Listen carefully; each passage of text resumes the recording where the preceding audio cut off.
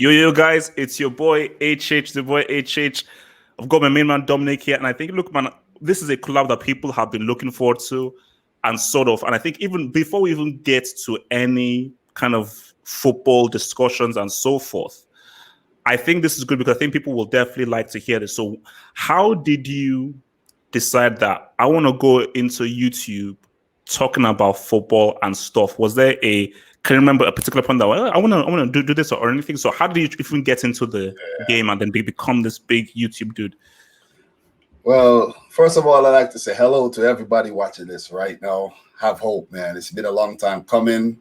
I've known of you since I actually started making the videos. Before I used to watch Football Daily. I used to be an avid watcher of Football Daily every day to keep up with the football and news. But then after a while, and no disrespect to Football Daily, but it just kept being stale. And I'm like, what? Something is a little off here, you know?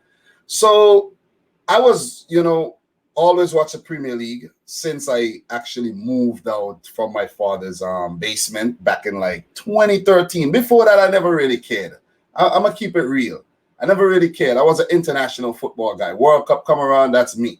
You know what, club, I'm like, I don't really care. But once I moved out and I had the time, watch the Premier League. I could actually remember when Frank Lampard came to play for Man City. I was like, that was kind of weird. But I was on my own. I used to DVR everything. Watch the games for years, Champions League for years, you know what I'm saying? And finally, in 2017, early 2017, when Barcelona played PSG in that second leg after being 4-0 down. 4-0 down after the first leg in France. I'm watching the game, picked up my two daughters from school. They were 3 years young. They're still young. And I'm watching the game. I'm on the highway, a lot of traffic. I'm coming home. I'm watching the game. Cavani scored a goal. They celebrated. But then Barcelona just kept scoring. I can't remember everything. But then something just told me, because I used to make videos with my girlfriend then, little reaction videos on YouTube, so I knew about the YouTube thing. Something just told me, take out the phone and just talk about this game. And that was the first time I actually did. The video got 10,000 views. I'm like, whoa, what is this thing? I have to do this again. You know what I'm saying? I have to keep doing this. And I kept coming up with ideas. And then that was it. It was a wrap since then. I just kept releasing videos, a lot of videos just to cover football on a broad level. And then, I was a neutral. So a lot of people see me as a City fan. I was a neutral before, but because I had the channel, I had to carry a club. Just like you carry a club secretly. Yeah, complicated Chelsea fan. Exactly. I'm an avid Chelsea fan. I'm not a Chelsea fan, a City fan. But I always like to allude to the fact that people like to say, oh, you're just a City fan the other day or whatnot. And I'm like, oh, okay. You knew your wife since you were born, huh? You have to meet the love of your life sometime or the other. You know what I'm saying? So whether you're a City fan from last week or last month or whatever, you chose to make that decision, but you have to stick to it. The problem is when people switch around. City is the only club I support, like avidly. The other clubs I watch, you know what I mean? I watch the games as a neutral and all of that sometimes, or watch the games as a City fan, but I'm a City fan. So that's my whole story, and that's how I came to, grow the channel to almost 34K subs and going strong. Yeah, no, I mean, for me, my story is sort of similar, again, basically for me, so basically I used to do movie reviews with my brother, and we used to do movie reviews and stuff. So after a film was finished, we would do reviews. Then afterwards, again, for me, like I say, my two loves are football and films. Like my love for football is exactly the same as my love for films. And I always say, as much as I'm like a Chelsea fan, I'm a football fan foremost. And the reason why we are similar is I love Premier League, things like that. I'm about Champions League, World Cup, Euros, and thingy. There is no, and we'll probably get into this in a conversation. There is no bigger prize, no bigger competition than the World Cup. It is the greatest sporting competition in the world. Facts. So my thing is, I was like, wait a minute, because remember this is back in 2010. I was like, wait, there is no reaction to any of these matches. Exactly. So I'm looking at all this because again, I've been watching the Champions League since 1995. When Ajax won it, and like Champions League has always been a thing that I've allowed to say, wait a minute, but would it be cool if somebody could just react to these big, massive matches that I know that many people are watching, but there's nothing to say. Look, let me just do some reactions. I remember, so the first real video that caught thing was so this was 2010, the Inter Milan Barcelona second leg. When Inter Milan they lost 1-0. Yeah, but they won 3-9. And that was when people, the Mourinho things, I was, what, this is cool. Then slowly, as the years went by, I invested in better sound, better cameras. I understood the green screen. I changed my sound thing and everything. I was like, okay, boom, let's go. So, and I think that, in the last few years, I say, wait a minute, when you just look at the rise of all these other YouTube channels and what YouTube has become and how media has changed, I was like, whoa, this can be a career.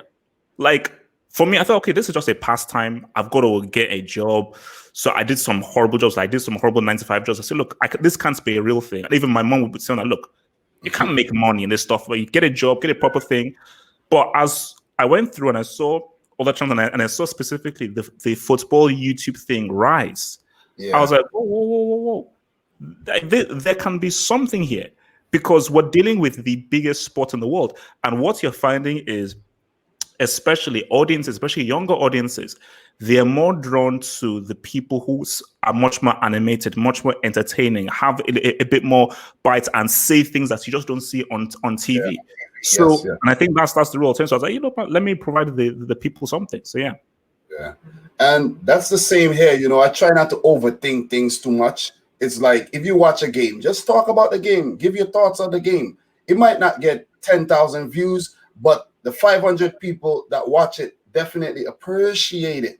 You know what I'm saying? And about you, what I did too, I went back and I checked your video. I'm like, this guy from 2010. I went back and I checked the videos from South Africa 2010, and there you were. I'm like, the longevity, man. You know what I'm saying? Over the years. But the thing though is that, and this is the key thing. Because people say, "Oh my gosh, you've been doing it since 2010. How come you don't have? You should have more. You should have more subscribers and everything." But say people don't understand. I love football.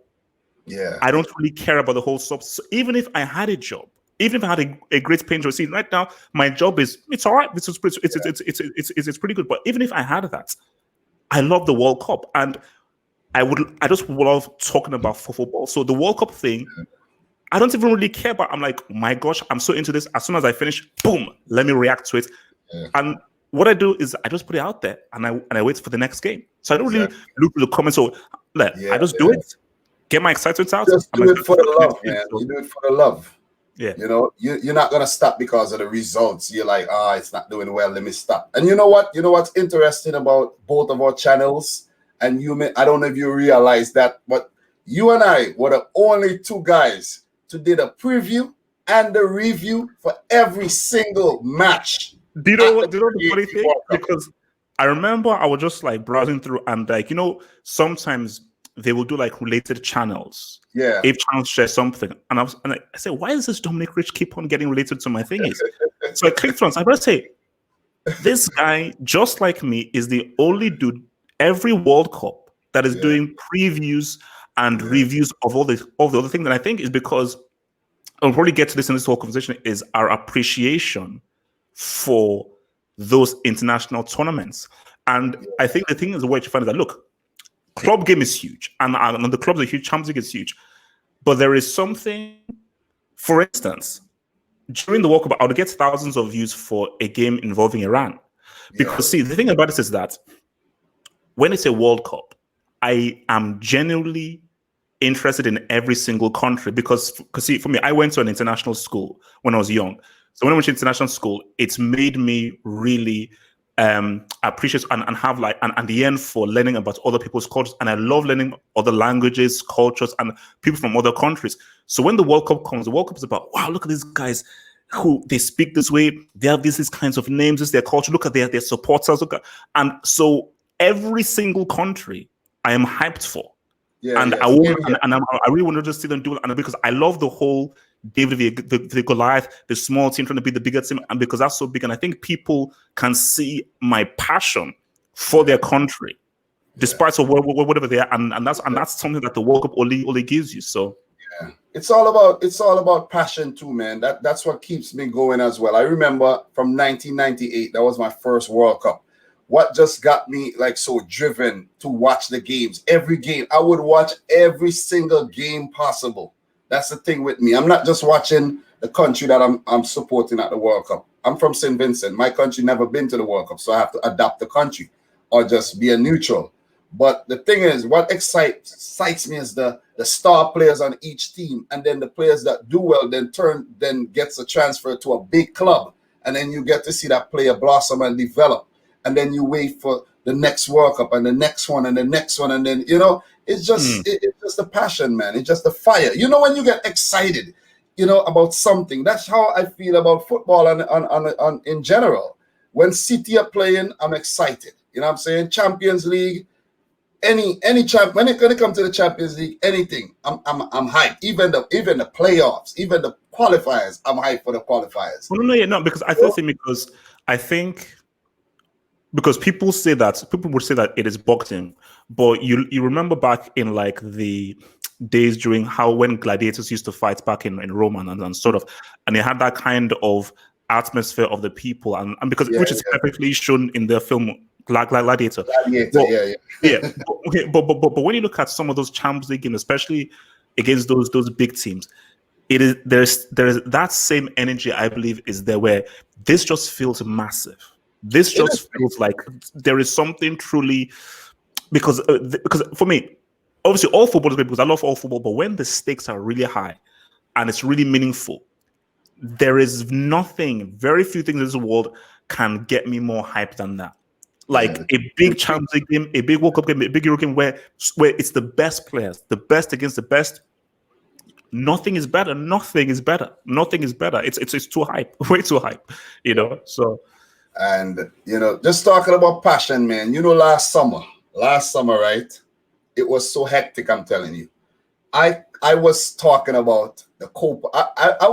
I have a full-time job that I wake up 5:30 every day to go to until 2:30, sometimes 6:30, and I would never miss a game still, And last summer there was the Gold Cup, the Copa America, the African Cup of Nations, and I made sure I covered every single match for all three tournaments, and it's just because of the passion. I just couldn't let myself miss a game.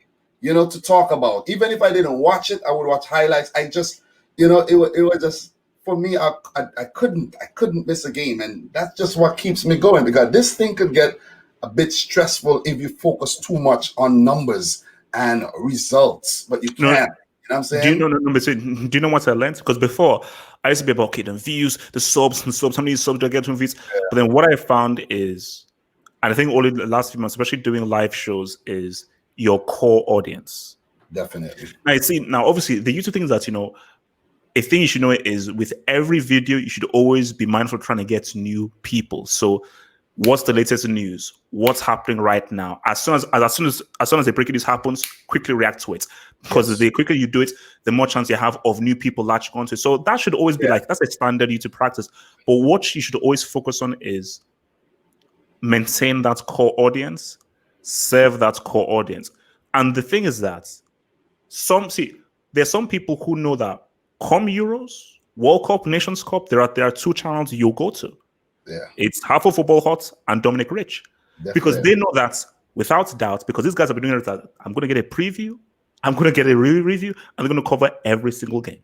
And they're going to show a true passion of covering every single game all the way through. And that is your core audience that you're serving, And the thing about it is that the passion we have for those tournaments, you won't get it from a beIN Sports, an NBC, because those guys are like, it's more reserved proper. But people don't say the football isn't golf. Football is the regular common man sport. Yeah. So the analysis should reflect that, of like, we are just excited about this as you. Football fans are like, oh, goal, yeah, goal. They're like, they're like this and everything. So that should be reflected in the analysis, So And I think one reason why people actually come and watch us is that they could actually relate as a a regular person, you and I, they could just come and they hear what we have to say. And they could be like, okay, I feel the same way as well. Instead, you watch the TV, sometimes you feel like these guys might be overqualified, and you I don't know, whatever they say, you might actually believe them sometimes, you know what I mean? But with us, somebody might say, man, you talking crap. And we might say, it's just my opinion. That's why I just love to interact with the people in the comments and just keep the videos coming. I watch your videos as well. And you could just see it's organic. What's up, guys? It's the kid, it's the kid, it's the kid, it's the kid, it's the kid, it's the kid, it's the kid, it's the kid. You know what I'm saying? And you don't get that on your ESPN, your Sky Sports or whatever. You know what I'm saying? So with me too, my character comes out as well. You know what I mean? Like I might do a lot of funny things sometimes, and people like that.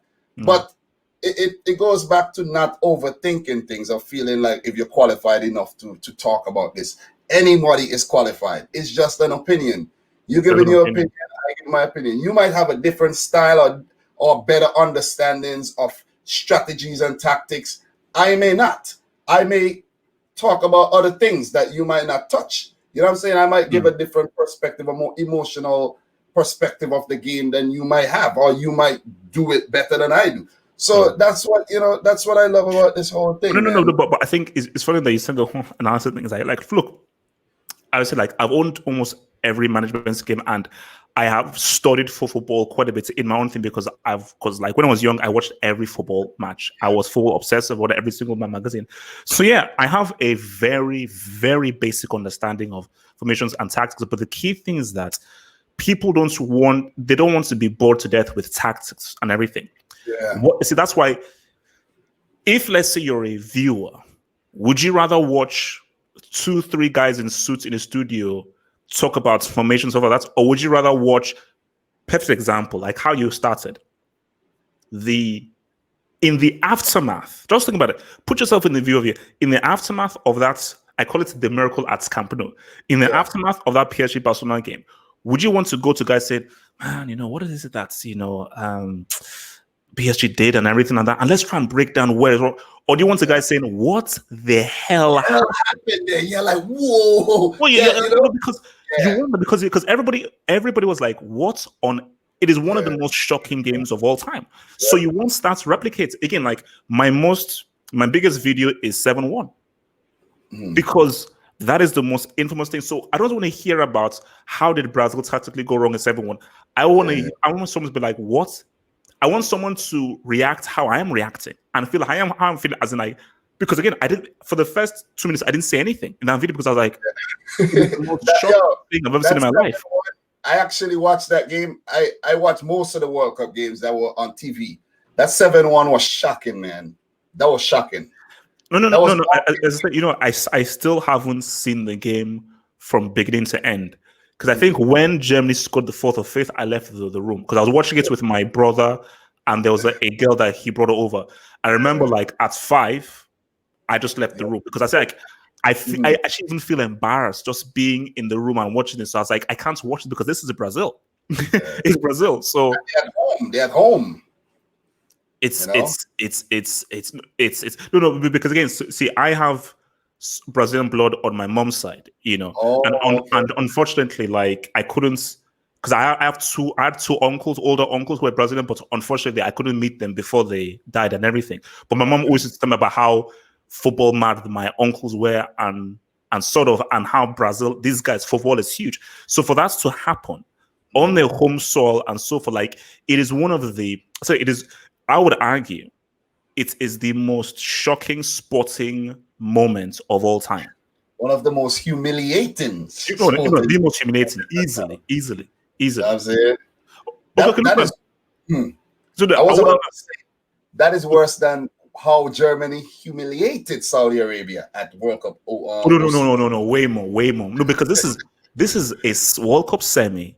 Yeah. This is Brazil on their home soil. Yeah. Germany are different. So, let's bring this to Man City. Okay.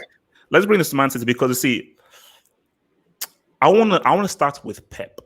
Yeah. I want to start with Pep Guardiola because see, this is much more my thing with Pep is, and I want to know what you think about this. I use the kind of I can like make a difference between these two concepts, a manager and a coach. And I believe that manager and coach, these are two different things. They're not the same thing. And what I say about Pep Guardiola is that he is a very, very good coach, a really good coach, an amazing coach. He's not so much a great manager. Because you see, a manager is someone who thrives when the going gets tough, when things aren't so good. And a manager has a plan B, a plan C, and a plan D because he's there to manage situations like, all right, this guy's out. We'll change this for formation. All right, we're not playing well. Let's try this tactic and just eke out this game. Like Ferguson was the king of that. He always knew that no matter what, I can manage this situation. I can create a new team. I can get this player to do these other things. I can maximize the talents of this player. I don't really need the best players. I can maximize them. But for Pep, he has a philosophy. This is how we play. Like, yes, he has tweaked it a bit from the Barcelona days because you could argue that one of his best teams was the Man City 100 points team. Yeah. In terms of how they played, how they dealt with teams, and how they totally destroyed what people consider is the most competitive league. Yeah. And again, as I said again, look at what he did with Sterling. Like, he is the reason. Like, the player has to train and everything, but he is the reason why Sterling is at this level because he just taught him a few things of the trade of like runs to make, timing of the runs, how to utilize the ball, how to put yourself in specific pockets in the area of the pitch. But I just think though that when you look at City season and so forth, a manager would know that attacks are great, defense are what win you leagues. Yeah. So as soon as Laporte went down, we need a new defender. Even before that whole thing, you premise by saying that we need to have a strong defense. John Stones just isn't up to that level. Otamendi is injury prone. Fernandinho is not a natural central defender. So he should preempt by saying, okay, we must. I know I've got the attack. I know I've got the amazing attack, but we have to have a strong defense. I mean, when we get to Leroy Sané afterwards. But what is your view? Do you believe I'm right or wrong in saying that Pep, not so great a manager, but a much better coach, and management is maybe what is his weak point? Well, I agree with a lot of what you said, but I would say that he is both a good manager and a good coach, but a better coach than he is a manager. Because manager, you know, the first word, the root word, management. Yeah. So when it comes to management, it's like dealing with the whole Sané situation a lot better. I think since the 2018 World Cup when Sané was snubbed by Germany, that Sané should have been involved a lot more for City. Should have got way more starts than he did, and that frustrated the player. I know you said we'll get to Sané, but Pep Guardiola, he is a man he want to stick to his philosophy. Yesterday, Mendy, we were beating Liverpool off the park, but Mendy somewhat ran from the left side with almost to the right side of the field with the ball, and Pep was furious because that's not the style of football he plays. You don't hold on to the ball that long. Get the ball away. You have the ball, you look for a man, pass the ball, you move, look for the ball again. Mendy, he was dribbling, he did a great, and he almost made a mistake. Imagine if that led to a goal and Liverpool came back and drew the game, because it could happen. So I agree with what you say. Like Pep Guardiola, he wants to stick to something. And a lot of times, if that plan does not work, we lose the game. But the majority of the time, it works. Yeah, it works. And it works because of the beautiful football that City play and the players that he has at his disposal. It would have worked this season, even if we lost 8 times, but Liverpool were just better. If Liverpool were losing 8 times, like we are losing, it would have been a title race. But they were just exceptional. You know what I'm saying? So we can't be overly critical of what City did this season as well, even though we can be critical, but not overly critical, because we are way ahead of third, and we are way ahead of second. Fourth, fifth, sixth, seventh. We're way ahead of these teams. We're about 11 points ahead of them. So we can't be overly critical. We just have to give Liverpool the praises for what they have done. Okay, so because I want to bring in the Champions League and Man City, but I want to go to Leroy Sané. So this is what I've always said about the whole Leroy Sané thing. He was always going to leave. He knows, because again, remember, we're living in a world of social media and players because social media. So players are very aware about what the world thinks of them. So Leroy Sané would know that even before Leroy Sané goes on social media, he'll know that, yeah, I think I'm pretty good. I think I'm skilled. Then he'll go on social media and guys are like, wait, why is Sané on the bench? Why is he on the bench? Why is Sané not playing? And Sané will like, wait a minute, I know I'm good. The people online are saying I'm good. Why am I on the bench? And this is what I've always said. Leroy Sané is a more talented, dangerous footballer than Sterling. But Raheem Sterling is much more of a Pep player because Raheem Sterling is excellent at listening and adhering to instructions. I was thinking the same thing. I was thinking the same. Sané is a little bit more rebellious. You know what I'm saying? Leroy Sané is if I was a manager, Leroy Sané is the kind of player that I like, where this is a blueprint. But we've all played football before. If that blueprint isn't working, interpret the game, do something. You have agency to try and win me the game as an individual. And Leroy Sané can take it upon himself to be like, you know what? Let me just carry this ball through. Let me weave through and let me just take a shot. Exactly. Sterling wouldn't necessarily, because Sterling would look, okay, what's the pass? What's the pass? What's the pass? What's the give and go? What's the run? So I think there are times in which Pep will be like, no. You're going away from the paradigm and the instruction. Let's stay here. Yeah. And I think the thing with Sané is that, look, like Hansi Flick from Bayern, he called it. He said, I want you. We have a number saved for you. Yeah. So when a player says, so when if the manager calls you personally, says we have a number specifically for you as well. And you see, the thing about it is that Hansi Flick isn't stupid. And look at how Bayern Munich play. Yes, they have a system and so forth, but I think there's a little bit of a freedom for guys to express themselves in Bayern as opposed to Pep. Because in Pep, he's a micromanager, because you can always tell the manager. Basically, Pep is like Conte, or like Simeone, where like the manager that's at the touchline always thingy, he's micromanaging. But when you look at an Ancelotti, you look at any of these other dudes who they rarely are at the touchline. They just say, "Look, I've given you instructions. Go do your thing." Those guys are different. So, would you have wanted Pep and City to fight more to keep Leroy Sané and maybe manage the playing time better between him and Sterling, or it is what it is? Sterling is just much more of a Pep player than Sané would ever be. Okay, my take on this is it's hard. It's difficult. How are you going to drop Sterling? You know what I'm saying? And Sané is somewhat of an understudy to Raheem Sterling. So Sané basically takes that role, but he's not happy with the role. Sterling won't be happy with the role, and he's too good to keep on the bench. Then you have the headache of Mahrez. He's too good to keep on the bench on a consistent basis. Then you have the headache of Bernardo, who is a bit more compliant, who is a bit more, you know what I mean? He'll work with you more and play different positions and come off the bench. Yeah, he's that type of player. He's Pep's kind of player. But Sané is a rebel. Look at the man's face. Look at just the attitude. You know, you can tell just like his pouting and everything. You can tell. Yeah.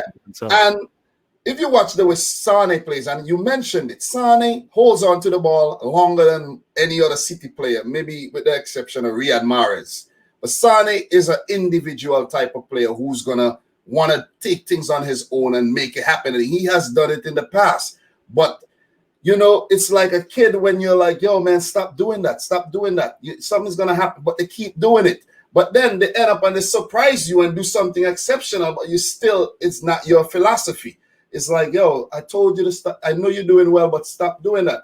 After time, it's like that player is going to blossom so much that it's going to hard to hold him down. Because if you have Sterling, he's getting better and better and better. Mahrez is getting better. You have De Bruyne, you have all these guys.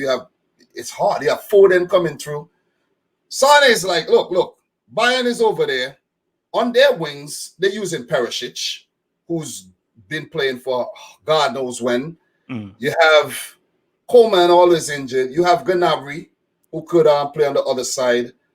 If they call me and they say, listen, we have the number for you. We want you. You're from Germany. You wanted to play for Bayern Munich when you came out of the uterus anyway. And Son is a no-brainer. He's gonna start. He's gonna start for Bayern. No. Because thing like you mentioned Perisic, who hasn't really worked, but the king thing is Kingsley Coman.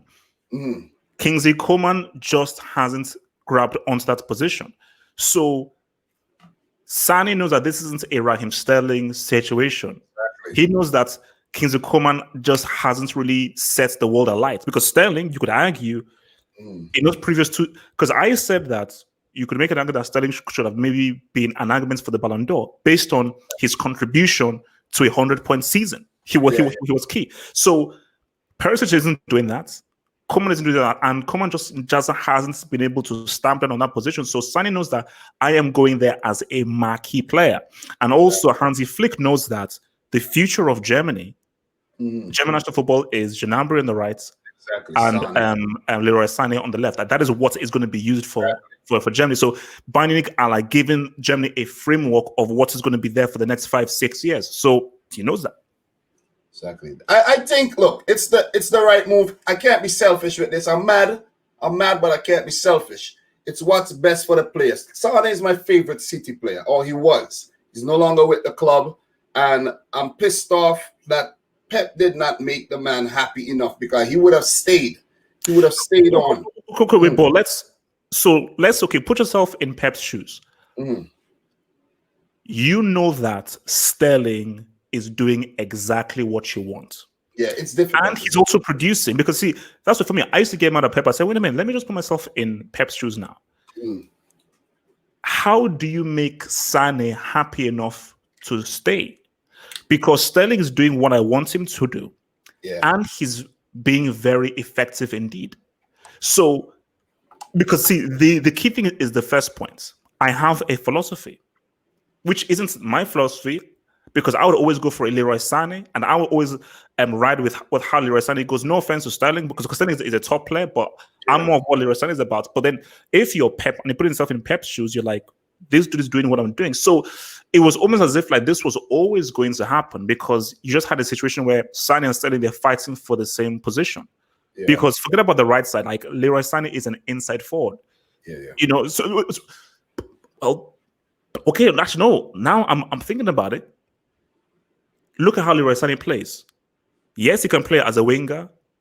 He can also play as an inside forward, because he's left-footed. He hasn't played a lot as an inside forward. That's the thing. But you see, that's the thing, that Mahrez is quality. He is, and I think I really love the way that guy plays. And I've always said Mahrez might be technically the best African player in terms of just natural technical ability. But that could have been a thing about, okay, you know, because Mahrez is in and out, you know, but is in and out. How about I put him in there? But you know, even beyond that, it is tough competition. The competition is very tough, and that's always a good thing. But if you're Leroy Sané, you want competition to keep you on your heels and so forth, but you also want to play. And I think that, you see, maybe you're right in the sense that, was he even given enough opportunities? Because look at it. Remember that game against Liverpool last season, Etihad? That was a cold finish. He came off the bench. And that was the finish that gave them the title. He came off the bench, right? Didn't he? I think he did. And changed the game.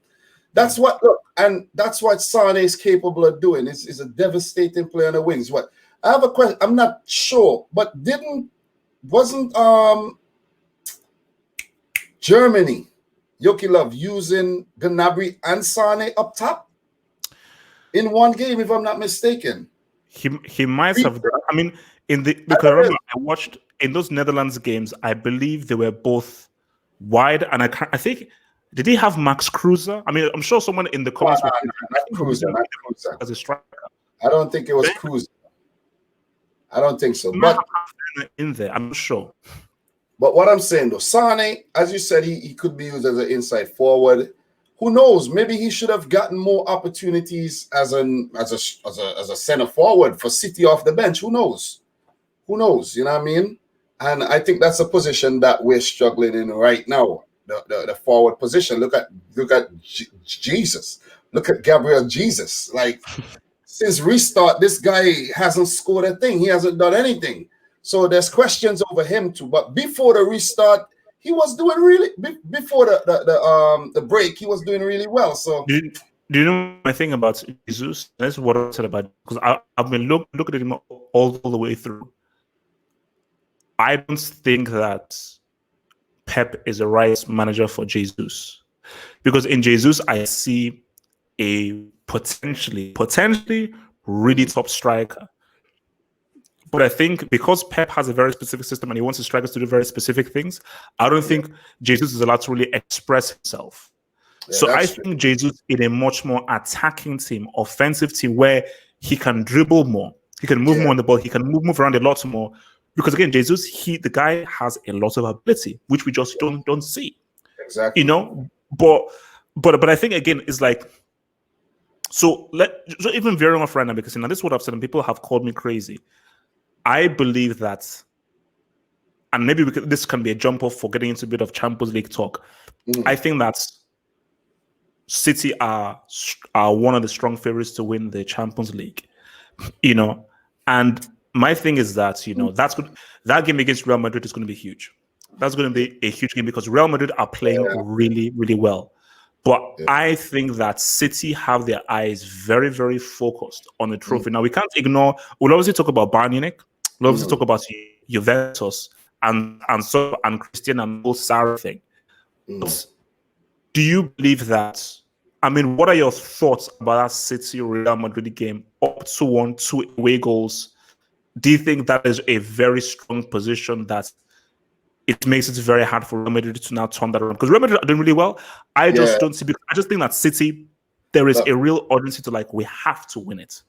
Real already have won it already, so it's a tricky thing. It's a tricky thing because there's two cities. There's a city that could come out there and blow Real Madrid away, or even pick up a draw, win the tie. But there's also the city that could self-destruct, that could implode. You stole the word from my mouth, yeah. Yeah, that could implode and have us all in awe, have all of our jaws dropped, be like, God, it happened again, you know? But what they did at the Bernabeu was just simply amazing. To get 2 goals there and defeat them, not even a draw, but to defeat them, it makes you believe. But it's a long road ahead. The Champions League, the format changing, it's a long road ahead. So the first thing we need to do is get past Real Madrid, who are in very good form. I was going to mention that, but you did. They're in very good form. They have leapfrog Barcelona 4 points ahead of them right now. I don't watch a lot of La Liga, but I keep my ears open. And I don't watch La Liga because I don't have the subscription. I don't have BN Sports that covers it. I could find other ways, but most times there's a Premier League match showing at the same time. So the Premier League it's hard to schedule the stuff. Exactly. That's my bread and butter. No. Real Madrid is like, look, I mean, they are doing well and they are playing well, but, you know, I've always said that I never understood them letting go of Cristiano. That didn't make any sense. Now, the thing about that, though, is that them letting go of Cristiano helped to show us that, oh, this Benzema's actually pretty good, you know? Because when Cristiano was there, Benzema was just there to facilitate Cristiano. So he was just there as like a foil and a decoy. He played that role really well, but you were a decoy for the main goal scorer, Cristiano. But now that Cristiano has now gone, Benzema is like, oh, this guy can drop deep, he can create, he's good in the ball, he can play make, and he can score as well, and he can be the top scorer. So we're seeing a guy who is so multi-talented, but we never saw all these talents when he was given a specific, much more restricted role for thinking. Hence why guys are now saying that, well, if Real Madrid win La Liga, and let's just say they go far in the Champions League, can this guy be a Ballon d'Or candidate? Because see, for me, my thing is that you can't be a Ballon d'Or candidate without doing really well in the Champions League. You can't. It's impossible. So to interject a bit, right? Benzema is very, very underrated, and he has just emerged from the shadows of Cristiano Ronaldo, which every player wants to do, wants to come out of the shadow of another big player. And you got to be happy for him. But he is kind of facing the whole. I just saw something, the sex scandal thing. He has to take the stand or something for that. I don't know if you saw that. I think it's the whole situation with him and Valbuena that happened a long time ago. Yeah. Him outcasted from the French national team. The man could have been a World Cup winner, but all decisions in the past. But since we're on the topic of we're champions, I don't want to jump around too much. I want to finish off what I have written down here too.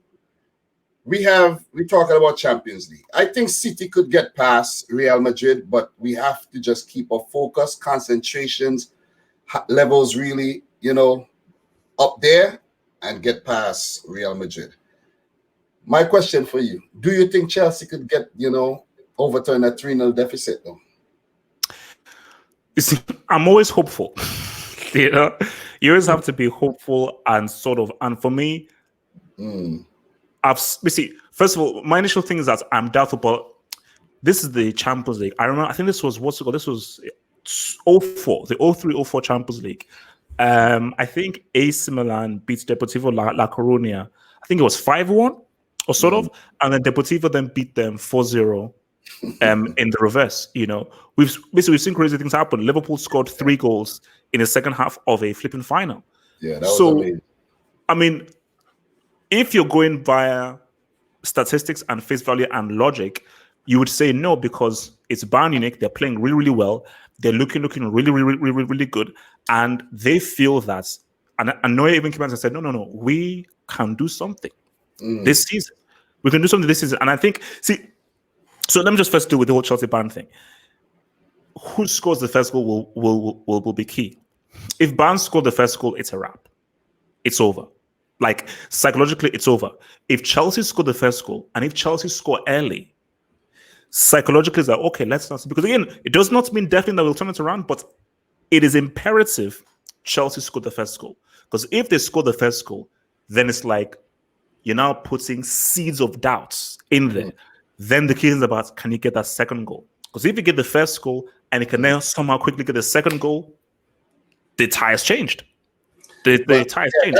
That is definitely true. So for Chelsea, they would have to approach it very, carefully, because their defense is kind of looking really bad right now. And it's kind of weird though, because you show up against City, and then against West Ham, you underwhelm. It's like, it's a weird thing. Oh no! You see, I'll tell you a football thing. It's not weird. It makes sense. And this is a kind of like football adage is, how do you play against a team that gives you space? How do you play against a team that sits deep? And you must have a tactic of playing against those two teams. Against any Pep team, even Man City, they will always give you space. No Pep team will ever sit back deep. They will always come to attack you. They will always come to be the aggressor, because they will always pump as many men forward in the opposing half as possible. And they will be very happy to be light at the back. So Pep doesn't want aggressive defenders. He wants intelligent defenders that can read the game, because he just wants defenders who can intercept because of the high line. But so Chelsea will do well against those teams, because Chelsea really know how to move the ball quickly and move the ball swiftly through their guys. But against a deep block, you need a whole different tactic. And you need guys who are pass specialists, can find a pass that nobody can, and you also need dribblers. Yeah. You need people who can take those guys out of position. So you need a lot more imagination, because it's now much more of a creative game. And what I always say to guys is that the biggest misconception is a team that has like 70-80% possession. That doesn't mean that you're controlling the game. I did mention that in a preview or something recently. I'm like, we always outpossess the other team, but always, they 8 times this season they beat us, and it's because of those special passes, a mistake here and there, us playing high up the field, somebody running in behind, Mendy doing something dumb, or Stones or Otamendi or one of them, Edison running out. So there's always this margin of error, that with City. And that's how I think Chelsea punished us, because we were a better team. We were a better team, but that Mendy mistake and then that Fernandinho handball, which and then there was a clearance off the line. There was but we were peppering Chelsea on the other side, but we just weren't scoring. Again, it's like those moments. Yeah. If Sterling scores from that counter, it's a different game. When he hit the post. Yeah, when he hit the post. If it scores from that counter, it's a different game. But again, it goes back to having key defenders and having those key defenders who can ensure that they don't make those key mistakes. But even if I thought that City would win the game, I thought that Chelsea always had a chance because this Chelsea team under Lampard, if you give them space, they can look good because they know how to move the ball well, and they've got guys like a Willian and a Pulisic who can be very dangerous on the counter-attack. So a team who knows how to play well on the counter-attack will always give a Pep team issues and problems. So, but then in the adverse against West Ham, they now sit deep. You can't play the same way as you played because you see against Man City, City will have much more of the possession. So Chelsea like, all right, we're now counter punching you. But now when Chelsea now have the possession, they're like, oh, what do we do? See, City against the West Ham, more likely than not, they will beat them because City know how to use the ball well in high position because City have got cleverer, better pass specialists.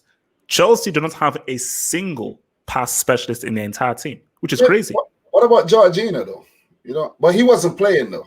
See, for me, Jorginho, I would call him. He's like Toni Kroos. He's a good passer. You see, a pass specialist is David Silva. De Bruyne. David Silva, De Bruyne are pass specialists. So in that final third, they can produce a through ball that can lead to a chance. That's not necessarily what a Jorginho would do or what a Jabi Alonso back in the day would do. Like they can do it, but they're not playmakers. On a consistent basis, they don't do it enough. Yeah. Do it enough. So, question while we're on Chelsea Champions League, you think they're hopeful of they could because you get 2 goals early, it's a whole different ball game. But the way Bayern are right now, it's going to be difficult. And for me, I'm going to say Chelsea are out of the Champions League. But you guys still have the FA Cup to look forward to, and you play United, which you guys are capable of beating United, but they are also looking very good. The FA, and you still have to meet City or Arsenal in the final. So that's Chelsea's season could still be successful. But I want to stay on the Champions League a little bit more before we move on to the next topic. I want to run down really fast, like how you think the 8 ties, round of 16 ties are going to end up. We know the Atleti Liverpool has been decided. Atleti, you have to give them praises. They play Liverpool off the park twice. Quality. Yeah. Master plan. You got to give them praises. And they did that without their 100 million euro signing João Felix. So you kind of question, did they even need to spend that money that way? You know what I'm saying? But no. But see, the thing with João Felix, I always said that. See, João Felix, I'm not going to be too harsh on him because I think people have realized that he's in the wrong team. Yeah, maybe. And also, you could even see that what's it called? Marcos Llorente has really been the revelation of Atletico Madrid because he scored 2 goals there, and he's been much more of the mainstay for Atletico, which is why. I mean, we'll talk about it. Atletico might be a team we have to watch. You have to watch. You have to watch that team this season. So that's definitely a team to watch, though. So Liverpool, the defending champions, they always make excuses about the focusing on the Champions League. They were focused on beating Atleti. They failed to do so because Atleti just the better team. You think about it. What if Atleti was in the Premier League? You know what I'm saying? You just think about that. But maybe across a long season, it might be a different story. So let me not jump around with that. You know what I mean? But RB Leipzig, they smashed Spurs, so they are through to the last 8 as well. But then Leipzig, no Timo Werner. Yeah, that's true. That is true. Have you heard? I don't know if you heard. Leipzig have just signed the Korean maestro, Wonder Kid. Whatever you want to call him, Hwang Hee-chan. Okay. Yeah. I just saw that. So is he? Wait, what position does he play? I think he could play as a striker. He could play as a right winger. He was the man who scored a wonder goal against Liverpool when Salzburg was at Anfield, and I think Okay. Yeah. No. I mean, because they definitely need a replacement for Timo Werner, which is why it is so unfortunate for Leipzig that they will be without him. Because I think with Timo Werner, Leipzig would be another team who you'd have to watch. And for me, I almost see. I don't even know what to think about this. I don't know whether I would want Atletico and Leipzig to face each other, so that see, I don't, yeah. So it's one of those things of like, if you have Atlanta or Leipzig facing each other, that means you have a totally new team who will be in the first team in the CL semi. But if they now have to face different teams, it now makes it much more complex. But for me, Atalanta is a very, very dangerous team. We will get to Atalanta just in a bit. But what you call it? Chelsea signed Timo Werner. They can't use him. Leipzig without him. I know you probably saw this. It would have cost Leipzig a further 5 mil to keep Timo Werner at the club until the end of the Champions League season. So it's a no-brainer. You let him go.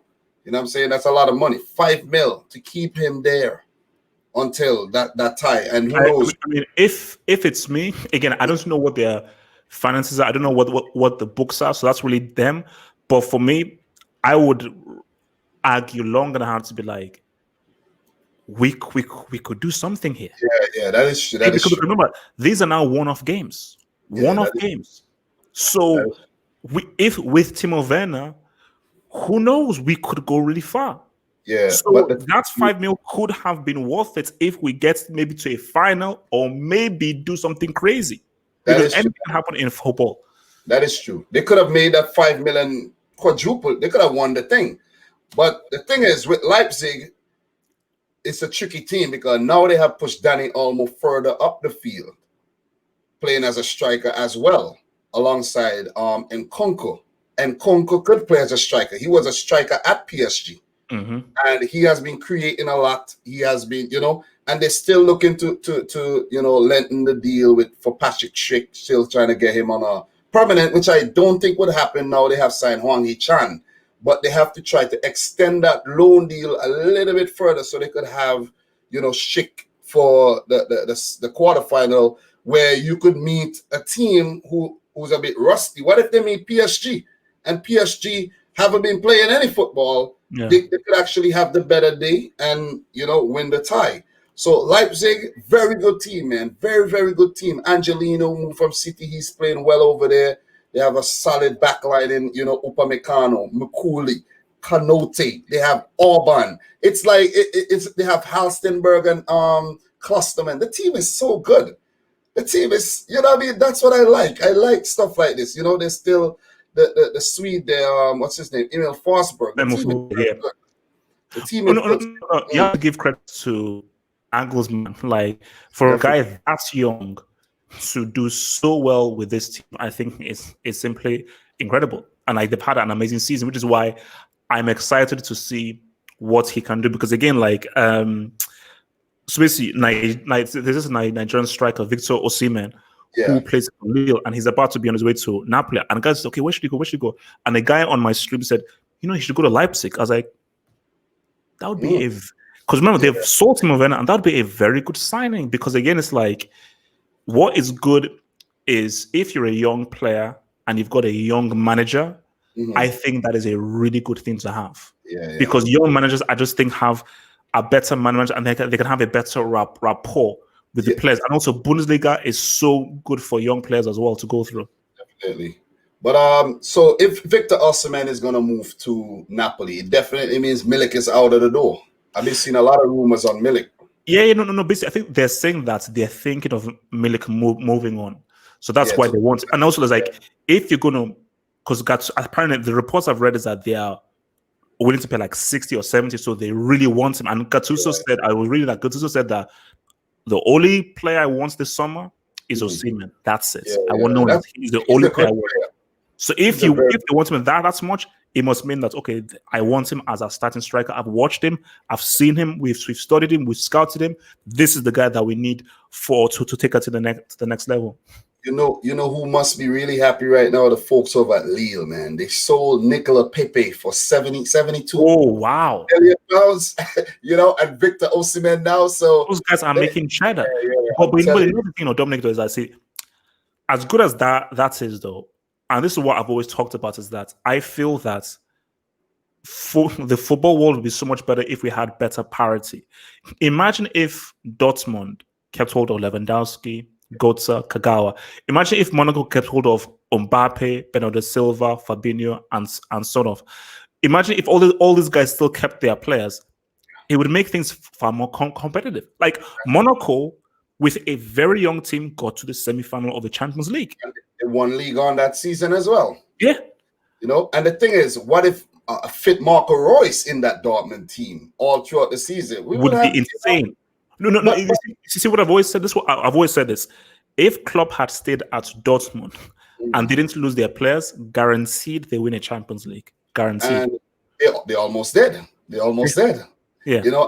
And what was I gonna say? Look at Bayern, 8 years in a row. Like, how ridiculous is that? No. But see, this. I mean, this is the issue with club football, and which is why I always say, like, international football, it will always be slightly much more special than club football because club football, people want to deny it, but let's be real now. Juventus are about to win 9 in a row. Like that shirt you're wearing, that's at club, that badge, they're about to go for 9 in a row. Bayern Munich just won 8 in a row. And who did Bayern Munich buy this summer? Yes, they bought that guy called Leroy Sané. So do you really think that any team, and also, they just bought Leroy Sané? Lucien Favre is still manager of Dortmund, and Leipzig just sold Werner. So who do you think will win the Bundesliga next season? PSG. So we are having a monopoly in club football right now. It's like it's just the same. So the only excitement you can have is when the Champions League comes through, because Champions League is like anybody can win. Exactly. Which is why what Real Madrid did with 3 in a row was insane, which will never happen again. That will never happen again. They did 3 in a row and 4 in 5, right? 4 in 5. 4 in 5. So we spoke about Atleti, Liverpool, Leipzig, Spurs. We didn't even talk much about Spurs because they have been, oh man. You see, the thing about Tottenham is, first of all, this is what I always said, like, the hiring of Mourinho was a bad hire because if you go with Pochettino and you sack Pochettino, you've got to go radically in a different direction. So whether you want to bring in a Ten Hag, whether you want to bring in a Nagelsmann, whether you want to bring in a Ronald Koeman, you have to now bring a coach and play a different brand of football that is not pragmatic, but more expansive and maybe with much more of an offensive philosophy. But Mourinho is not the same, but Mourinho is similar in approach to Pochettino. They're similar. So, and for me, Mourinho is a manager where give him PSG, they win the Champions League. Tuchel can't win the Champions League with PSG. He doesn't have the managerial skill to win it with him. But we shall see. We shall see. Dominic, I will take a bet with you. I will take a bet with you. So we can bet the virtual money or sort of during this whole thing. We can bet the virtual money. I will bet with you that Tuchel will not win a Champions League with PSG. Neymar or no Neymar, Tuchel will not win a Champions League with PSG. I'm not going to put PSG up there to win it because my team is still in it, and Atleti, they're looking good. They're looking very good. Bayern Munich, they're looking good.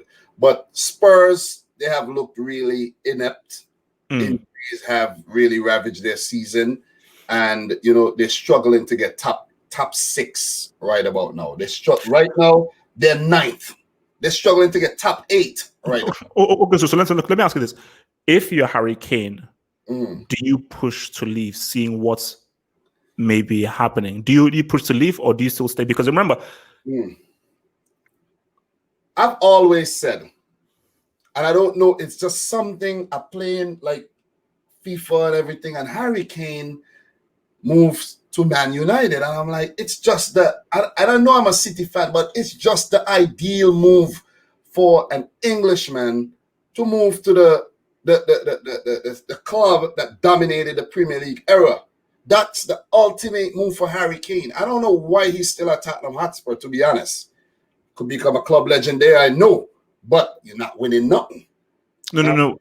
But see, that's a small mentality. Like, if his mentality is, I just want to just score loads of. And I think he may have alluded to this. I think during the whole lockdown thing, he was having an interview with, I think, Jimmy Redknapp, where he did allude to the fact of where he isn't just happy scoring goals and sort of he wants to win trophies.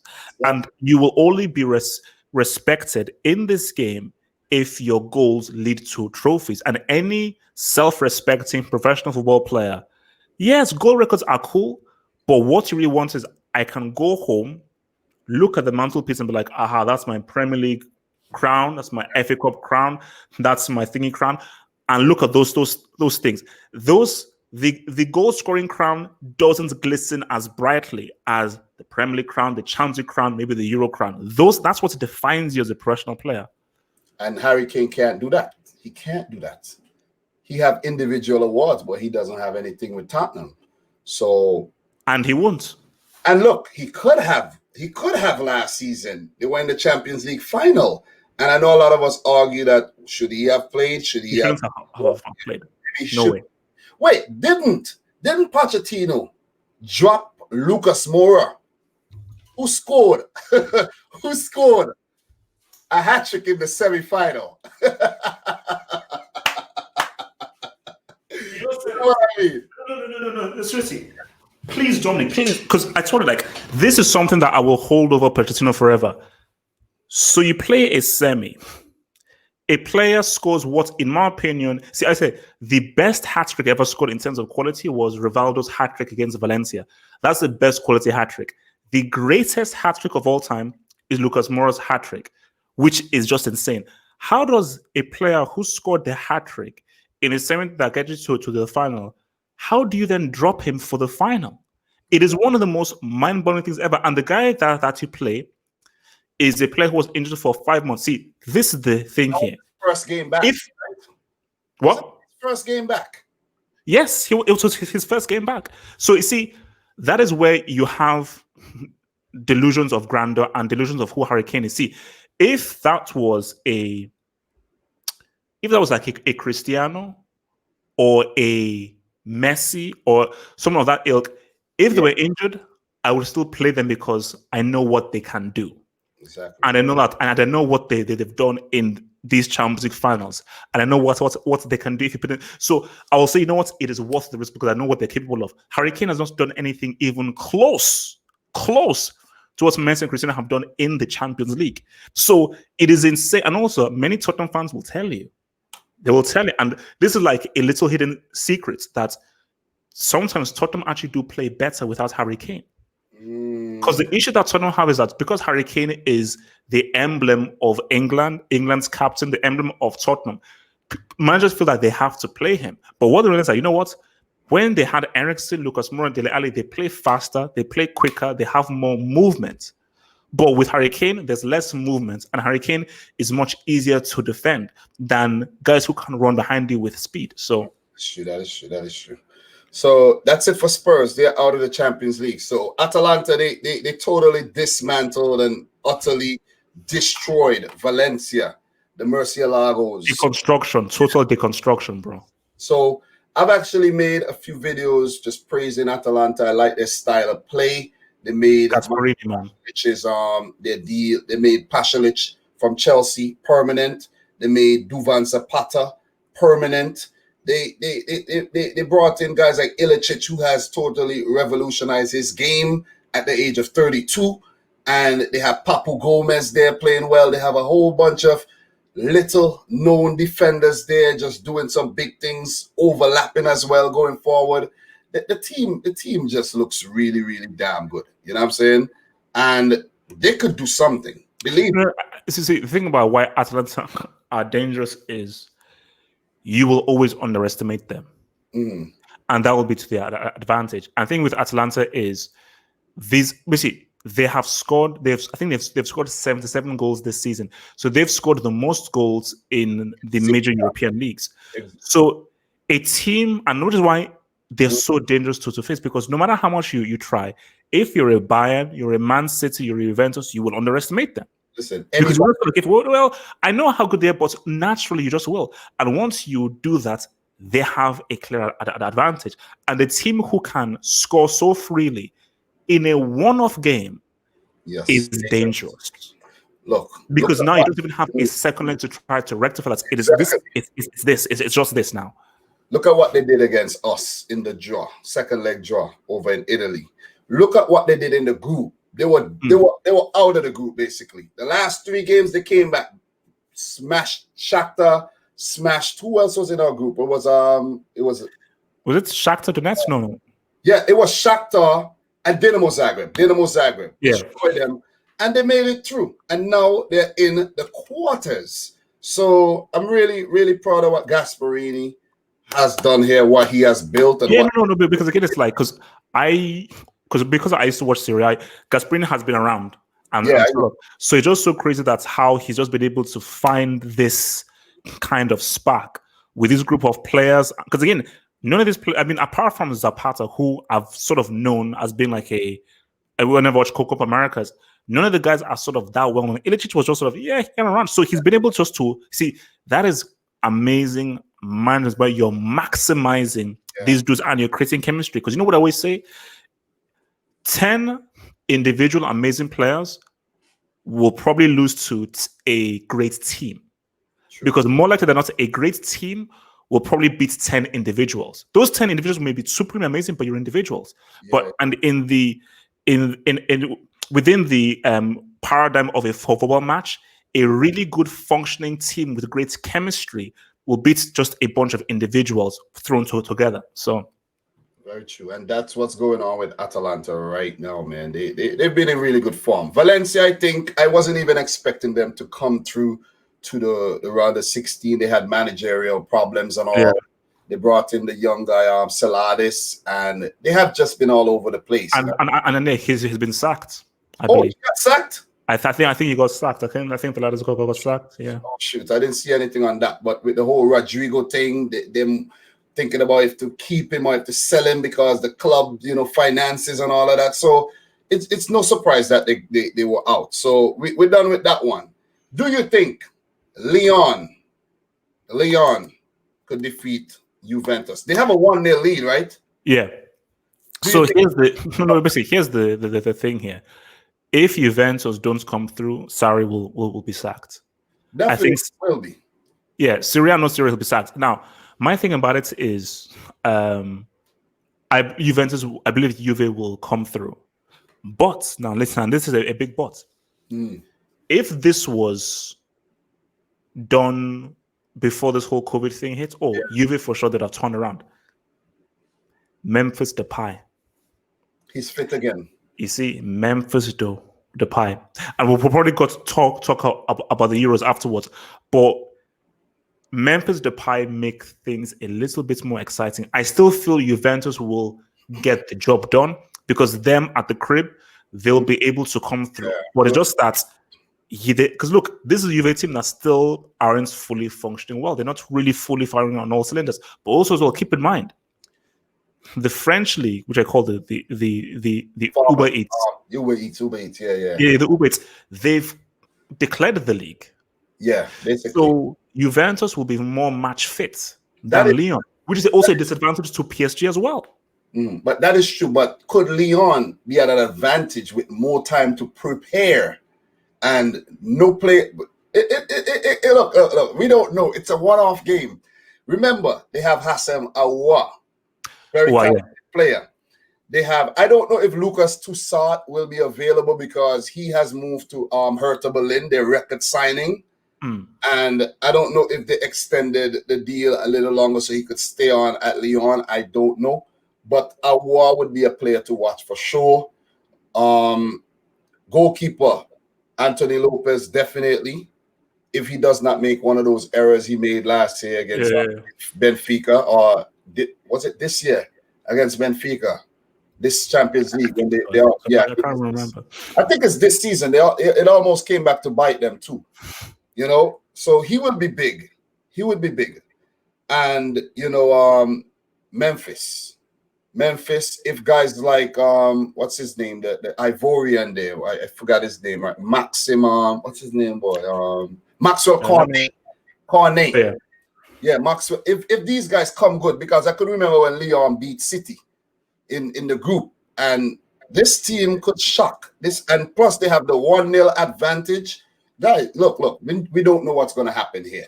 No, see, now that's the key thing there is that, which is why, see, in a one-off game, you would always go with Juventus. But because this is now a second leg, Leon now have the power of the away goal. So for Leon, they're like, you know what? Because 2-1, a 2-1 loss, they go through. Yeah, exactly. So Leon just said that let's just get a goal. Exactly. If we get a goal, they now have to score 3. So any goal, because they didn't score an away goal, any goal we score puts the pressure on Juventus to really try and get those goals. And the more they have to force and get the goal, gives us space for counter. So I have a feeling. I just have a sneaky feeling Leon is gonna make it through though. You know what I mean? That would be such a disaster. If look, you could have, but for me, I just don't see it happening because it would be such a disaster. And I think Juventus, as disjointed as they have been, I think they know that, okay, we have to be focused here and we've got to make this happen. Because see, for me, I just think, look, Leon, they're good, but I just don't, I remember they were playing at home.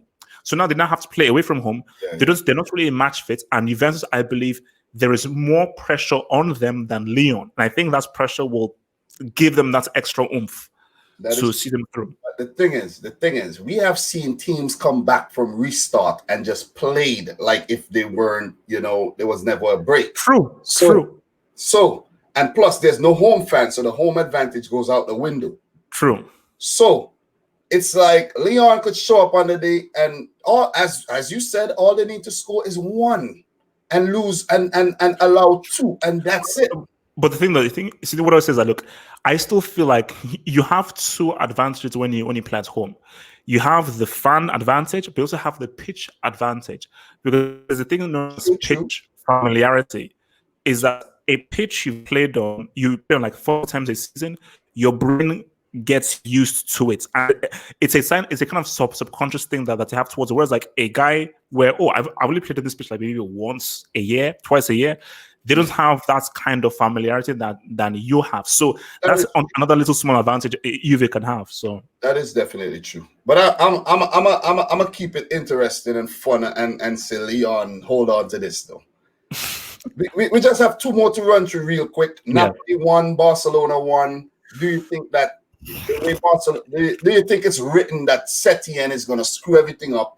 Like I said when he got hired that he wasn't the right man for the job in the first place. Wasn't the right man, a lot of people said, "Oh, well, you don't know anything. You don't know." I'm like, I'm only a guy giving an opinion. I don't need to be an expert at anything. I don't need and who is right now? I'm who's looking good right now? Me. You know what I'm saying? So they're not winning La Liga. They could forget about that. Yeah. It's looking sketchy. It's looking sketchy now. It's looking sketchy. Since there's no El Clasico left, they're not winning La Liga. You know what I'm saying? They have to now focus on the Champions League. 1-1 against Napoli. It's gonna be difficult for Napoli. It's gonna be an uphill. But if Koulibaly is still at the club, and it's a tricky thing too. Will Napoli have all their players there? You know what I mean? Yeah, no. I mean, basically, for me, it's like, look. If you asked me this like 2 weeks ago, I would have said Barcelona. But then I saw them against Sevilla. I saw them against Bilbao. And this team looks lost. They don't look good. They look really lost. And I look at how Gattuso tactically prepared for Napoli against Juventus in the Coppa Italia final. And I look at, I think it's Fabian Ruiz. Yeah, he has been good. He has been on fire. I mean, I look at him and I say that if Gattuso gets it right tactically, I think they can beat Barcelona at the Camp Nou. Or they could do like a warden and go to penalty. But I still that if he gets it right, I think defensively he can nullify them. And specifically, if he could just get the ball to Insigne and Ruiz and Messi in key attacking areas, those guys can do some serious damage.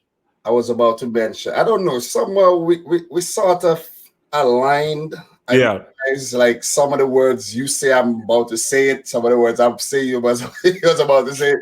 But look, this guy Insigne is a player that I fear so much. Remember when City played Napoli? This guy Oh man, he's so good and he is so underrated. Imagine if he played for Juventus or maybe he moved to a bigger, like let's say a bigger club. I'm not saying Napoli is a small club. I'm just saying, let's say he moved to let's say a club where he's gonna fit the system, a big club, and he does well. It would look so. It's just fantasy, and I'm saying I don't think he's gonna move anyway. He's like 29, 30 by now. 29. I think the last time I checked. But that guy is one of my favorite players, man. One of my favorite players, and No, because basically, Insigne, in the way that he plays, yeah, he's 29. In the way that he plays, he reminds me of like Robin, where I have a specific thing that I do and a pattern of how I play. But even if you know what I'm going to do, I'm still going to go ahead and do it. yeah, So you know what you're going to get from it, and there is an MO and a pattern to play that he always goes to, but he does it very well in what he does. And I think he has been so crucial to Napoli, especially coming off the left, coming in on his right, and the amount of times that he will come on to his right and score those goals and do it the right, amazing. So I've always admired him as a player. So do you think Barcelona? Who you have? Barcelona, and Napoli right now. I am going to I say Barcelona come through this, but they don't win the champs. I think Barcelona gets taken out either in the quarters or in the semis. Not by now. Napoli will run them close. I think Messi will just about get them through, but Messi alone won't take them all the way. It's hard to write off Barcelona right now, so early in the round of 16. It's really hard. Nah, I mean, see, that's being disrespectful. I say, despite of all the bad things that are happening, it is still being disrespectful saying that they'll lose to Napoli. See, as long as they have Messi, I think Messi will find a way to do just enough to beat them. But if they come up against a Bayern Munich, a Man City, they can't beat them. I don't think they can beat them.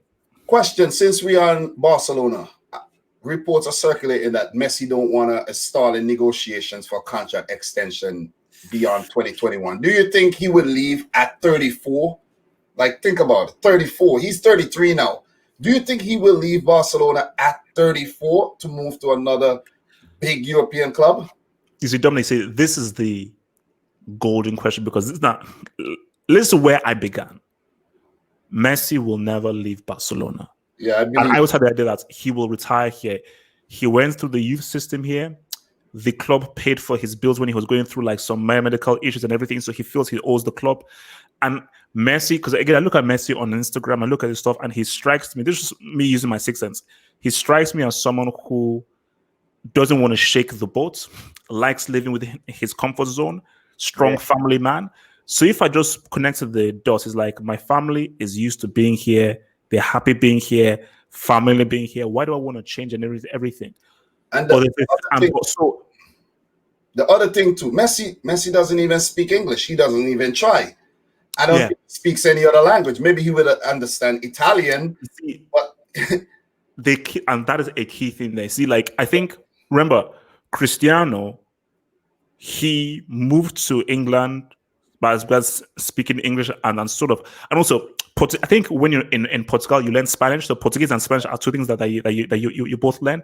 So then it wasn't so much. But then Italy, he's obviously doing Italian. So I think there are guys who are very happy to go ahead, go to different countries and learn. Again, Ibrahimovic was like a guy selling himself. Exactly. Ibrahimovic has played for every single bloody team, man. Exactly. So my thing is, which is why, just to be interesting, let's say Barcelona go trophyless, things get really bad. Does Messi still stay? Because my thing was always that Messi either retires at Barcelona or in his very last year, he spends his last year at Newell's Old Boys in Argentina, where he began. Yeah. But you don't know, because again, it was funny. But do you see Messi ever joining an English Premier League club? He's been linked to City a lot. And that is why I said that. You see, Neymar was the biggest story of the last decade to PSG. Yeah. The biggest story this decade is if Messi was to go to Man City. If Pep picked up the phone and said, yo, Messi, I know what's happening at Barcelona. Come. You got 2, 3, 4 years left on the whole thing. We know each other. I know you. David Silva, he's coming out. David Foden is young. Come in. I'll make this your team. we will play how you play. We can win everything here because you have the money, you have the support, and you know that I know far more what I'm doing than what Setien or Valverde did. Exactly. So for Messi to be like, you know what? Because I think, see, Messi wants one more Champions League before he retires. He really wants one more. And I don't think he can get that at Barcelona. I think Barcelona, it's done. I don't see them winning another Champions League for another 4 or 5 years. Too many teams are too far ahead of them, and they're being run really poorly. But in Man City, based on their player acquisition, the scouts they have, and for Pep Guardiola, that is a far more fertile environment, and it's a far better environment for him to go to win something. And because of the whole Pep link, because again, Messi doesn't want to go to a totally foreign situation. So let's say, what about Messi to Juventus to Liverpool? Okay, Messi, does he know Sarri? Does he know Klopp? He knows Pep. So yeah. The other thing too is who could actually afford these ridiculous wages. You know what I mean? And City, they bankrolled by the Emiratis, and it's like they could afford it. They could afford it. And we're not gonna get into the whole politics of things, but we know what goes down. We know how deep. We know these pockets are deeper than an abyss. Yes. You know what I'm saying? And the same could happen with the whole Newcastle situation as well, where a whole country is bankrolling a club. Bro, don't ask, don't tell. I mean, we all know, wink, wink, where the money comes. So it's like my main man, Abramovich. We know where the money comes from, but look, it is what it is. Let's write. Look, and people like to bash City and say they buy this, they buy every team buy the league. People might say Leicester didn't. It wasn't a billionaire that owned Leicester. Why they came to prominence? No. You see, club for a great season. Don't get me wrong; it was a great season. But how were they able to bankroll? Club football has changed. Club football, it's about money. That's what it is. So anybody say no. Everyone does it. Okay, club football isn't fair. It isn't proper. It isn't parity. It's about dog eats dog. Cutthroats. It is what it is. Just to make a quick point to some people who may have doubts, I recently saw in Portugal, the Portuguese league, a club named Famalicão. This club was second, third. I'm like, what is going on? When I did some research, the club got financially taken over by a company that runs another La Liga club or something like that. So they had players from that club go into Famalicão to make the team better, pumping money into the club. So it's all about money. It's all about money. What Leicester did was an anomaly, but still they were backed by that Thailand, right? He's Thai, billionaire. The guy who, rest his soul, died in in the helicopter thing, yeah. But they have a big money backer behind them. It's the same like Inter, AC Milan. All these teams, Juventus have the whole Jeep, the Fiat Jeep thing behind them. PSG, we know what's going on. Yeah, Bayern Munich, you know what I'm saying? Dortmund, you name it. Leeds United. How do you think they're coming up? How do you think they have been able to afford? No. And also, they think that these things will happen more and more because I think Abramovich opened up the whole Pandora's box because you see, really rich people get bored. I'm like, well, what do I do with all this money? Like, oh my gosh, let me buy, because football is the biggest sport. Football has most of the fans in the world. And what is more fun for a rich man than to have your own team? Look. It's career mode. It's career mode. These rich people are playing career mode basically with these teams. The richest man in Africa, he wants to buy Dangote from Nigeria. I don't know if that's going to happen. But he wants to buy Arsenal. You know what I'm saying? That's his. Again, like, you see, if Arsenal fans want to get real, find a way of kicking out Stan Kroenke and bringing Dangote, because someone like a Dangote, because he's a Nigerian and Nigerians love football, he will spend. People are like, okay, how much do you need? Take that money, buy me. I want to win a league. his pockets are deep too. I did some research earlier in the year, and his pockets very are deep, deeper than very deep. No, because basically I know people who know him, and I know basically I have family who know him personally, okay. and they know that like, no, this guy is like, yeah, he's got cash, he's got cash. So last one, PSG by Bayern Munich, PSG Borussia Dortmund, the biggest letdown team for the last couple of years, Borussia Dortmund. And I tell people, never ever put your money on Borussia Dortmund. Never. No. Don't even do it. Don't even do it. It's a waste of time. They will win 5-0 the first leg and lose the second leg 6-1. You know what I'm saying? Like, I think, you see, Dortmund, their height was Jurgen Klopp. That was their height. And for me, look, I am like one of my favorite players is Jadon Sancho. I love Sancho, quality player. And this whole Erling Haaland is a very exciting young talent. He still needs to improve his on the ball skills, but he's a very exciting. As far as a goal scorer, he's superb. Yeah. And also, I'm a huge fan of Julian Brandt. I think Brandt is a quality player. But I just think that, Lucien Favre, I think, is the wrong manager for this dude. I just don't think that he is that good at managing situations. And I think if Dortmund wants to compete with Bayern, they can't do so with Lucien Favre.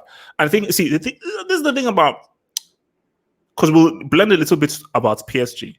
If Neymar wasn't playing, I think Dortmund could win that tie. Maybe. Neymar is a very, very, a big difference maker. He's a difference maker. But I think for Dortmund, they got raped by Bayern. Every time they have a top player, we take him. Hummel, we take him. Götze, we take him. Lewandowski, we take him. But the thing is, to just argue on that topic really quick, Dortmund has shown that they have spending power as of late. They spent over 100 mil, but you have to question, did they bring in the right players? Did they bring in the right players to actually beat Bayern Munich? You see what I mean? Are they doing the business? When they bring in, okay, let's just make this example. And it'll show how much I look at these things. When you made the Nico Schultz deal permanent, Nico Schultz from Hoffenheim to Dortmund, couldn't you have taken that money and made the Hakimi deal permanent? You should have pushed for it, because Real Madrid were never going to give Hakimi the push ahead of Dani Carvajal, who is a Spain international club man through and through. You know what I'm saying? And I did realize, I didn't even notice before, that Dani Carvajal left Real Madrid, went to Bayer Leverkusen for one season. And yeah. I didn't know that. Yeah, and you can't dislodge him. Hakimi, who has been a big deal at Dortmund, has now moved to Inter for 40 mil. Only 40 mil. Crazy. And some may argue that it could have been more expensive before this. No, but see, even on that whole Hakimi thing, I was always under the impression that he was going to go back to Real Madrid. So Dortmund were not even thinking about keeping him. But I want to see this whole Inter Milan thing that, so Dortmund didn't even inquire. Yeah, this thing happened really quickly. Have happened really quickly. Yeah. What I read is that Dortmund could not match the 40 million euro price tag. They wanted him, but they just didn't have the funds available. Okay, it's like, okay, you and I go to buy something. You have $100, I have $60, but I could have $40 next week. Who you think they're gonna sell the goods to? They're gonna sell the goods to you, who could pay the $100 or more up front. And that's the situation with Inter. Again, goes back to, they are backed by Chinese billionaires, right? Mm-hmm. I think so. Yeah. So come on. It's whoever has the deeper pockets always gonna win. You know what I'm saying? And these Italian clubs, they spend. They spend. If you look at the Italian transfers right now, they're spending a lot of money. No. I mean, look, it's like that inside deal was huge. I didn't see that coming. Of course, the Cristiano thing was because that was a huge transfer, and it leads me to believe that, because you see, for me, these things happen in cycles. Like Syria was dominant for a long time. Big time. Then it shifted to the Premier League. Then we now had La Liga really dominate. And now we're now maybe are having a bit of a chasm. So maybe you might be slowly be seeing very slowly the Serie A slowly coming back because Inter Milan, they're re-emerging. If Napoli gets Osimhen, that's one of the most interested young strikers. So Yeah. what will be interesting in the next few years is what is the next league to now be dominant? Because I've always felt that Serie A is just going to be sort of around there on the outside for the next few years. Because again, like I look at the example of AC Milan, who went from this to right down to the bottom. Yeah, definitely. But Serie A hasn't won a Champions League since 2010, right? Since Inter done it. Yeah. 2020. Oh wow!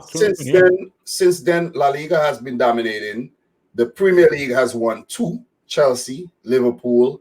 We had Germany, even Bayern Munich won 1. Bayern getting 1. You know, we all know League On, they aren't getting any. You know, and we're on the topic of PSG right now. So just to go segue nicely, PSG into the last 8. After, getting past the underwhelming Borussia Dortmund, do you think this is PSG's year? Could they win it?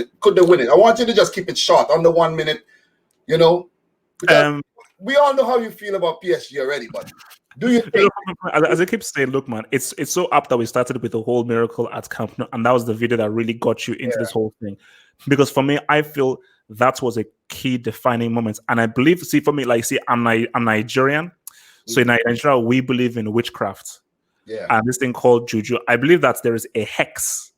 And also, even from where you're from, St. Vincent as well, because look, we are similar in our cultures. Yeah. So that whole thing of juju, witchcraft, and everything. See, I believe in that stuff. So I believe that there is a footballing hex on PSG. You ever heard the word obia? No. Okay, so obia is a word that is a simile to juju. Okay. There's a thing called obia. You go to the obia man and you put a hex or juju on somebody. Yeah.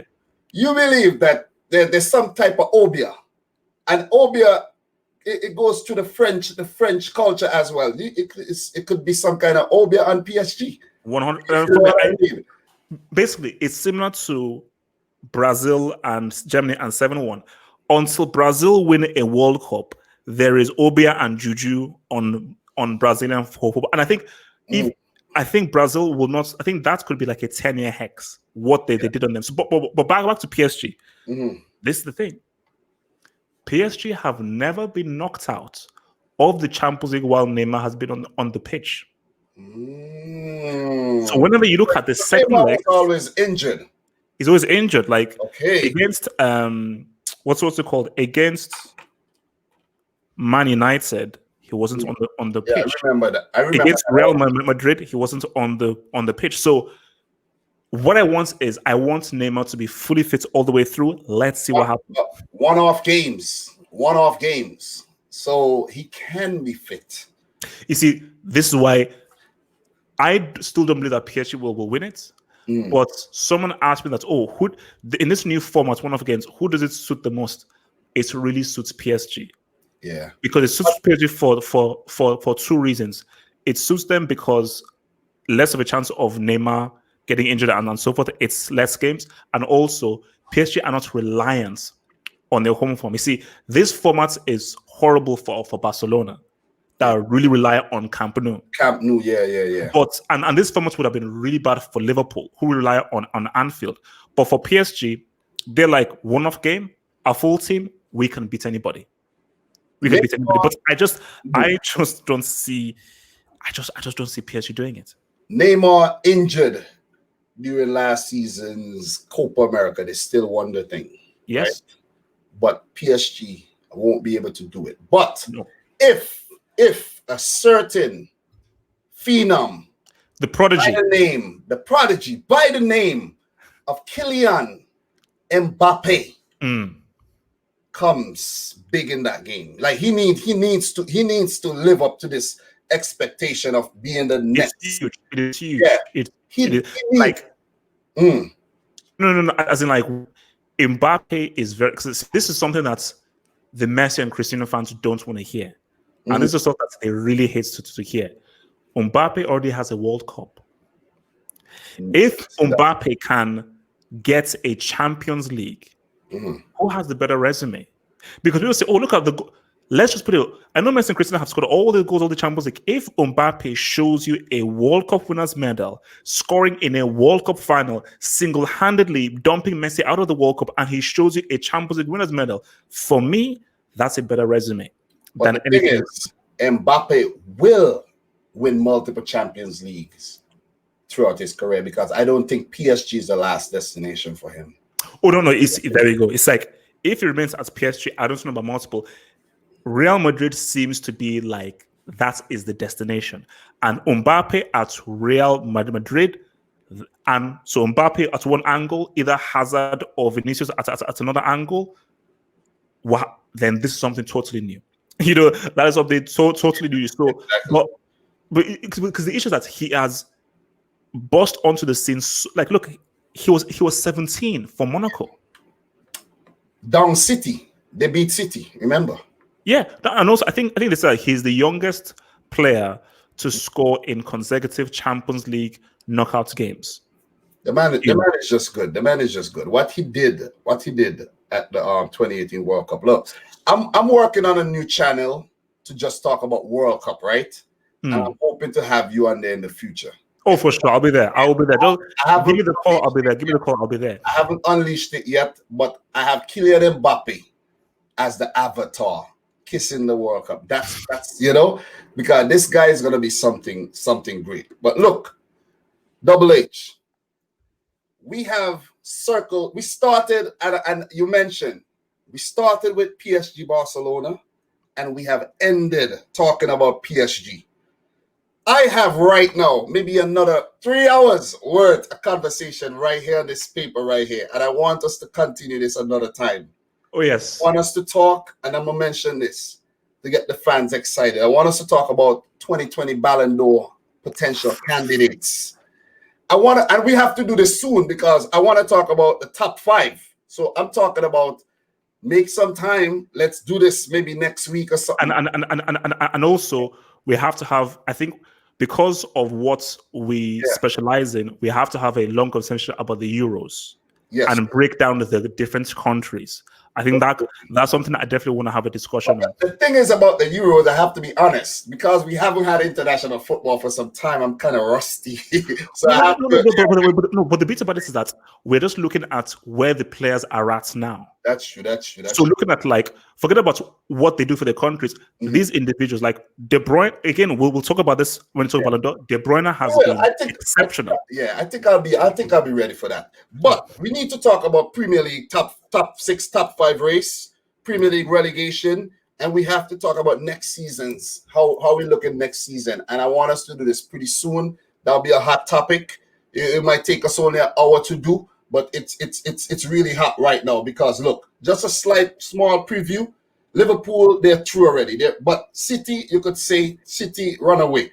But the third, Leicester, 55 points. Chelsea, 54.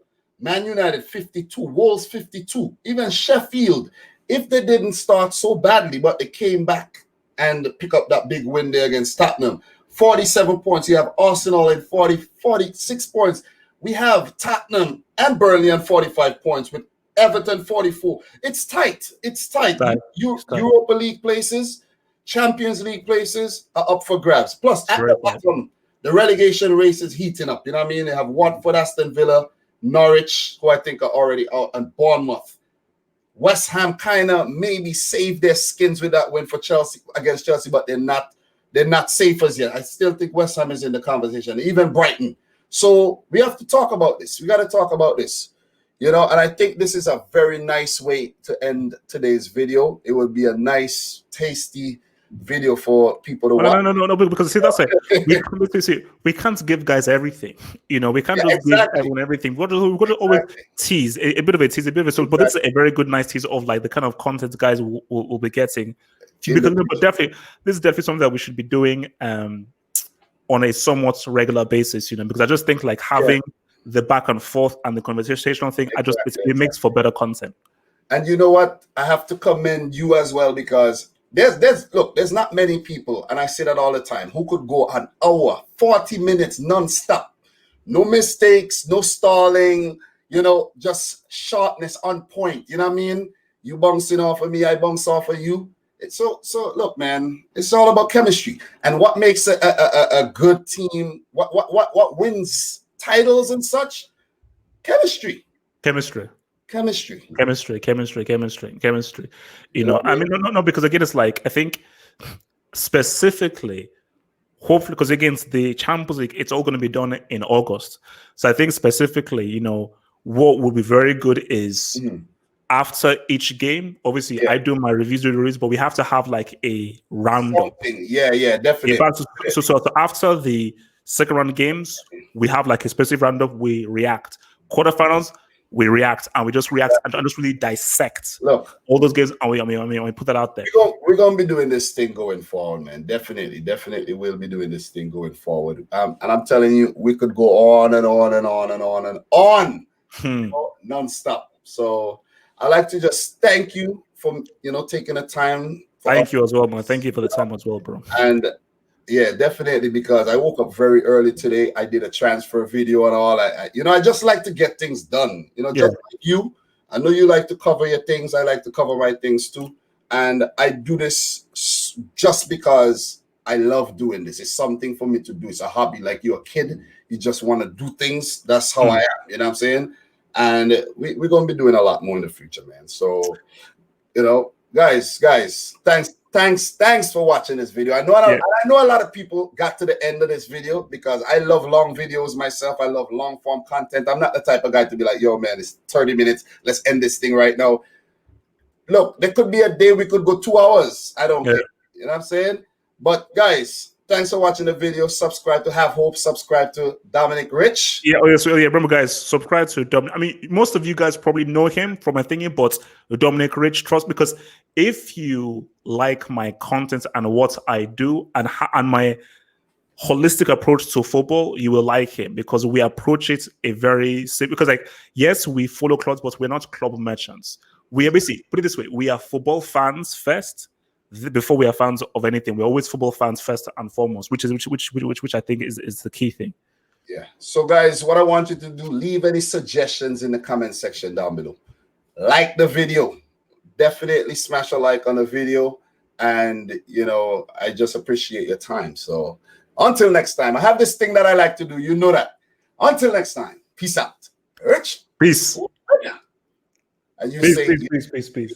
You like to say stay black, you know what I'm saying? No. I said to say peace out, stay true, and always stay black. Definitely. Peace. All right, man.